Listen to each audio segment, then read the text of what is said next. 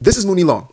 Mooney is a songwriter who was recently asked by her label to write a soulful record for one of the biggest artists in music. Now, for most of us, we would think to ourselves, sounds like an opportunity. I mean, if I'm a songwriter and I have the opportunity to write a hit record for one of the biggest artists, I'm getting to the bag. However, Mooney not only declined the invitation, but she declined it for a very specific reason, and that was this. Mooney said that she was not willing to write a soulful record for a quote-unquote whitey artist. Yeah. The reason she turned it down is because the artist that she was asked to write the song for was a white artist. Now, look, I'm all for freedom of speech, freedom of expression. You can say no to what you want to say no to. But the thing that really got me about the story, besides the blatant racism, was how her statement had to be made in public. Because you see, it wasn't just her publicist who put the story out. It was Mooney herself, who declared that she was not willing to, quote unquote, sell herself out by doing what she does for a living because it was for a white artist. Yeah. That's the world we're living in, folks. This is what Brother MLK Jr. Seemed to have fought for the right to now discriminate who can sing soulful records and who cannot. So, yeah, personal decision, fantastic. Business decision, absolutely terrible. They're probably just going to go to AI at this point. I'll be honest with y'all. They're probably just going to go to AI. If you got to deal with this, yeah. Controversial opinion. That is why you should watch this video. He just said he's saying how a black artist was asked if she could write a song for a white artist, and she said no, she won't write a song for a white person. So my controversial opinion is that this is why minorities will always struggle financially, where they can't understand what's personal, or they can't leave out personal and business. They always mix the two. A lot of times, they always mix personal feelings with business. And then they wonder why, and then they complain and wonder why they can't make money. They don't see the bigger picture. They're struggling. This is the thing where a lot of times people don't understand. There's ways to make money that you don't want to do, which is fine. This is the thing where she is fine to say no. But in the same aspect, she will be called a hypocrite for complaining about money, complaining about, oh, she's not making enough, no one's giving opportunities, all this stuff. You're a hypocrite. You're a hypocrite because on one hand you would say that no, I won't do this job because of how I feel, my moralities, which is fine. But then on the same token, you complain about, oh, I'm not making enough, I'm not getting no fame, I'm not getting no notoriety, all this stuff. Do you not see the correlation? Because there is. This is the thing where it is fine that people want to stay on their morals, which is awesome. But sometimes you gotta see, you can't complain about two ways. You can't complain and stand on your morality. So you can't say that, oh, the white man is keeping me down, yet I'm gonna refuse work. I'm gonna refuse work from making money. You'll be writing a song for one of the hugest artists. You can make money for that. You can get the bag, but you refuse it. Which is, like I said, I wanna reiterate, it is fine for you to stand on what you want to stand on. But recognize that what you stand on could be the reason why you're actually not at the position you want, or why you're being held down. Okay, because you're actually holding yourself down, and that is, in my opinion, probably the controversial thing, where a lot of minorities don't realize that they themselves are holding them down. They themselves are holding them down. Because honestly, like I'm always fascinated by this, right? I said this a little while ago, but the whole cultural appropriation thing, where you see white people doing braids and shit like that, or white people, whatever, other races doing braids. So instead of, seeing this is a money opportunity where, you know what, why don't you do braids for other races to get that money? No, what you would do is actually make people scared of getting braids. So they don't want to do it, or they wouldn't go to a black person to do their braids. They go to another race or someone else. Then you realize that, okay, you wonder why that you're only making pennies when you can make dollars, when you can make a whole lot more. And I understand, people might say, oh, you don't understand the history of it and all this, But here's the thing where you have to realize that when you let history, how you feel, hold you back, don't blame others. Don't blame the white man that's holding you down, when in actuality, you're holding yourself down. Because this is the thing where you are making excuses for your failures. This is the thing where companies, they don't care. It sounds bad, and probably it is. Companies will ignore morality.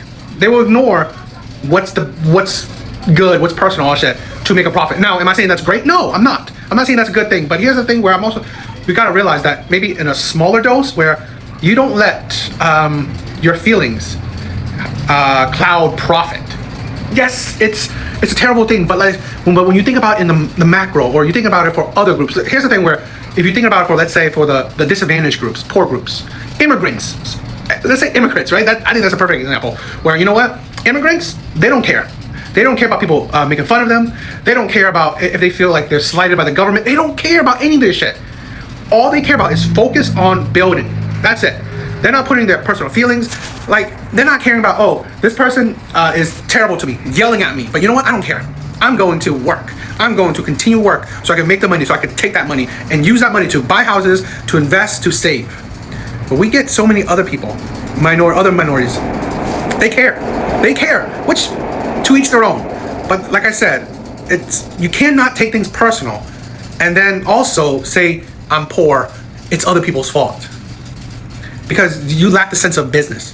That's the thing where I believe the biggest drawback is that they don't really understand business. They make it personal. You know, I don't care if I'm gonna get hate for this, but racism isn't a problem within the black community. It's not a problem the black community is facing. You know what's the problem? The black community is the problem. Lack of a community is the problem. This is the thing where I just had a client, and and this is nothing new. This is actually very common for me. Coming to me crying that her grandson just died, shot 17 times. Not even robbed, just shot 17 times. She told me he wasn't even a street guy. You know, work hard, try to save, invest, try and do better. Just because he lives in a terrible neighborhood.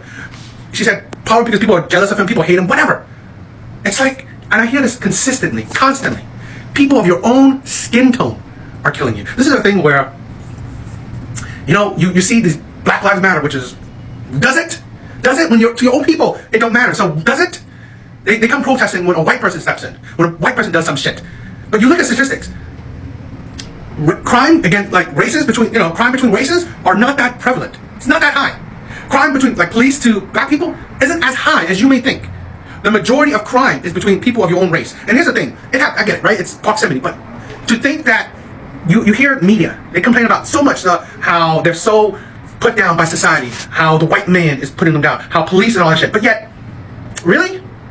When you complain so much about the white people putting you down, and yet, why are you also contributing to putting your brothers down, your sisters down? No. And at a high-ass level. This is the thing, instead of, seeing a young black man striving to do better, the community's not getting behind him. It's like, oh yeah, yo, right on. Get out of these streets. Don't get into these streets. Do what you're doing.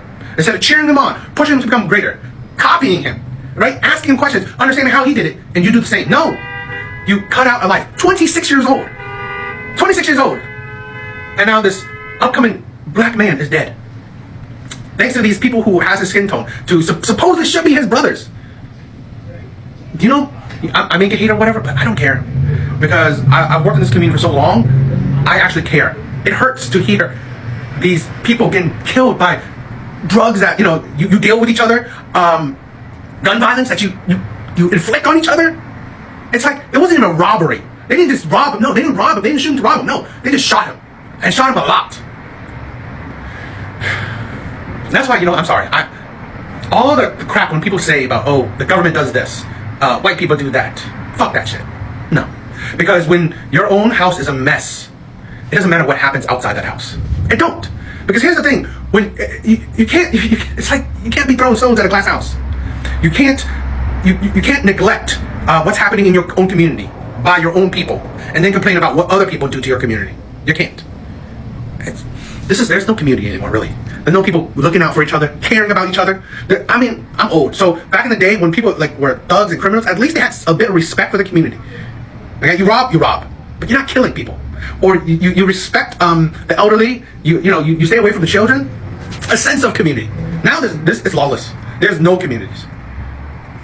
I don't know. Just seeing a grandmother right now just cry to me.